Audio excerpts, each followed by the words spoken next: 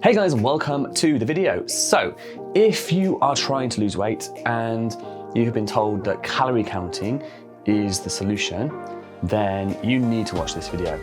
And if you stick around to the end, I'm going to be giving away my free visual portion guide, which is the way I teach clients successfully to lose weight long term. So let's get into the video. Just a quick note, if you haven't subscribed already, feel free to do that and you will get updated when I post my new videos every single week. So calorie counting has become very popular in the last few years, basically because it provides an alternative to traditional kinds of dieting. So rather than cutting out certain food groups to be in a calorie deficit, basically reducing calories so you're eating less than your body needs, calorie counting allows you to basically count your calories, to track your calories so that you can be eating whatever you want but still be able to hit that calorie deficit and make sure you are losing weight. So it's beneficial and popular because of this reason, because it takes it away from that, like I said, traditional dieting. So for example, the keto diet, it will help you be in a calorie deficit, hopefully, by taking out carbs. So there's nothing special about it, and the same for all diets. And calorie counting just brings it back to the principle of why diets work.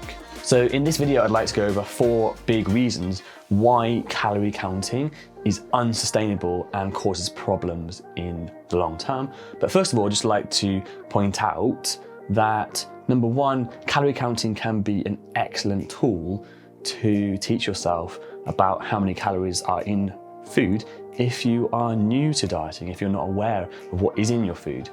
But the emphasis is on the short term, so a few days to a few weeks, just so you get to grips with what is in food. And also, secondly, calorie counting can be used as a tool if you are a sports person, if you are competing in something for, again, a short period of time, so you can be very precise with your calories, so you can get very precise results. Because if you are competing, you're going to the extremes and you are looking for precise results.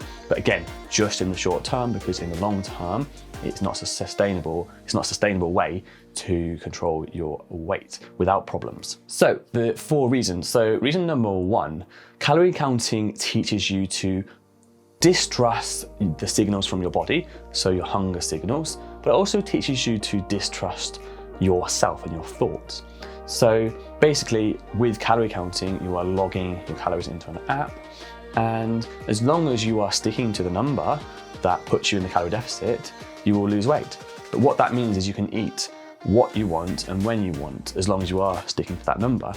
And what it means is you can basically eat something if you feel like it, or like if your mind is saying, oh, have some of this, have some of that, and not necessarily when you are hungry.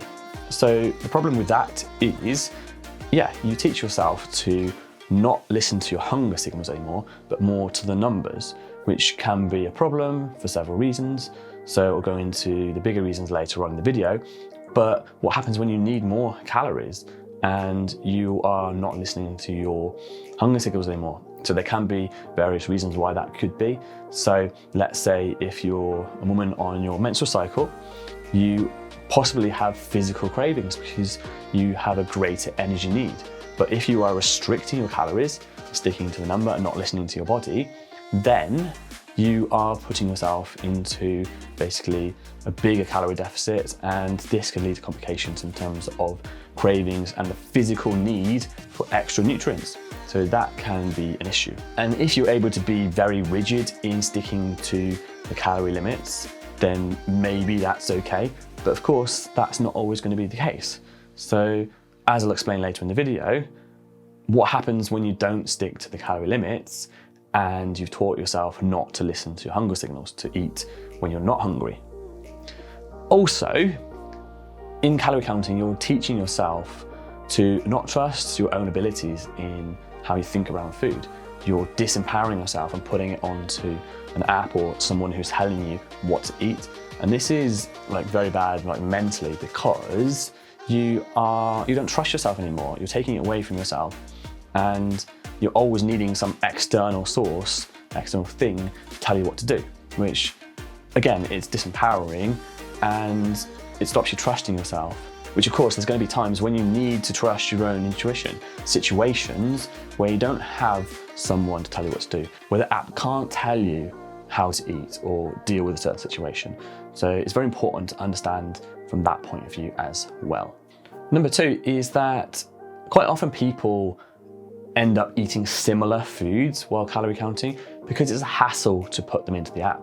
So you end up getting comfortable with certain foods that are okay and you enjoy, but it starts to make your diet boring in the end.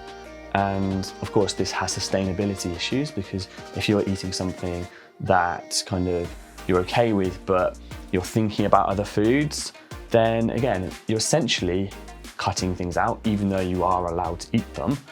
And this can lead to the binge mindset and often thinking about the foods that you want to eat, but because of, it's easier just to put in what I'm used to eating. And so what happens is you end up installing this binge behavior where you get to a point where I really want to have that food, and then you have it. And because you haven't had it for so long, you end up sort of overindulging on it, which of course is not good if you are trying to be in a calorie deficit and trying to restrict your calories to lose weight. So number 3, getting more into the psychological side now. So calorie counting can lead to binge eating and installing these binge eating behaviors, because when you are very rigid with your diet, when you are very precise, it starts to create this boxed in feeling. It starts to create a feeling of no room for error. And this kind of makes you think about what can go wrong and all the what ifs, rather than focusing on what you do want. So you may have heard the phrase, energy goes where the attention flows. Energy flows where the attention goes, the other way around. So basically, energy flows where attention goes. So if you're focused on everything that can go wrong, then of course you're not going to be moving forward with your diet, you're not going to be taking action. And there's a little analogy to explain this, which I love, the plank analogy. So imagine you had a plank of wood and it was 3 meters long and about 30 centimeters wide, and it's placed on the ground. And I say to you, how confident are you to walk from one end to the other? And you say, oh, yeah, pretty confident. And so where is your focus? So you stand on one end of the plank and you're looking towards the other side and you walk to the other side. You're focused on moving across. Now, if I then raise that plank 100 meters in the air between 2 skyscrapers, so it's exactly the same task, but ask you, how confident are you in walking across this plank? Exactly the same task, exactly the same plank. You'll be, it's a bit more risky now, isn't it? What happens if I wobble? What happens if I fall? This is really scary. What happens if I die? What happens if I injure myself? So now where is your focus? Instead of focusing on the other side and focusing on the task ahead in walking across, you're focused on what you don't want. You're focused on all the problems, and basically you've created a smaller margin of error, no room for error at all. So you're focused on all the things that can go wrong. And this is what happens when you create precision and too many rules in a diet. You're focused on everything that can go wrong, and your focus goes away from moving forward on, am I doing it right? What if this, what if that? And it stops you actually taking action. It paralyzes you. So the more rules, the smaller margin of error you give yourself, the more you amplify this mindset around thinking about what if this, and all the stuff you don't want, and stop moving forward. So it's really important to give yourself some flexibility in how you eat, because the stress caused by this mindset, how do you deal with stress? You end up getting cravings and emotional eating, right? So you start creating your own stress, or you start creating your own emotional eating by the rules you add to your diet. So it's very, very important to understand this and how most diets can cause binge eating, basically. So this leads on for the last one. So black and white thinking. So basically on and off the diet. So being perfection, perfectionist or being a perfectionist, trying to be perfect with everything, creates an impossible scenario, situation. So yeah, maybe you can be perfect for a few days, but then what happens if you've had a stressful day at work? What happens if you're tired? What happens if the dog throws up or the kids are ill? You can't do perfection then, can you? So you end up doing nothing. You end up going off the diet. So you only do it when you can be perfect, and when you can't, you don't. And of course, this creates a number of problems. So yeah, number one, it means it's not sustainable. So if you're not doing your diet, you're not going to get results, right? And also, if you remember at the beginning of the video, I mentioned about how calorie counting can disattach you from your hunger signals. If you are now, or if you have now taught yourself to eat when you're not hungry, if you're not counting calories and you taught yourself to eat when you're not hungry, how is that going to be for your diet? Of course, not very good, right? Because you now eat in all situations and don't have real hunger signals. And yeah, it can lead to putting on more weight than you actually had when you started out. And when you kind of have those days where you're off the diet, you kind of think, oh, I've ruined the diet now, so I may as well just like indulge and kind of make the most of it and start again on Monday. Yeah, the weekend's coming up. And so you have these periods where you're on the diet, off the diet, on the diet, off the diet.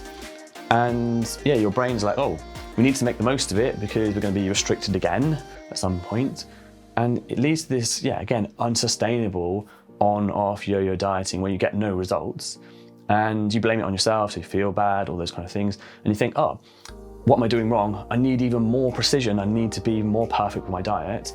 So you amplify even more this plank analogy I mentioned before, where you have more rules and you make it even worse for yourself, install the binge eating behaviors even more. And so it's a big loop and big cycle. And so this is why calorie counting doesn't work long term. It creates all these problems.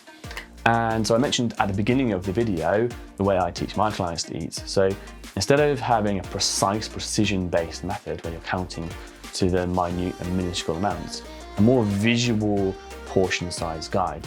And I have included that in the description below, so feel free to download that if you would like. So for now, guys, that is it. Like if you haven't, and subscribe again if you haven't as well. And I will see you in the next video.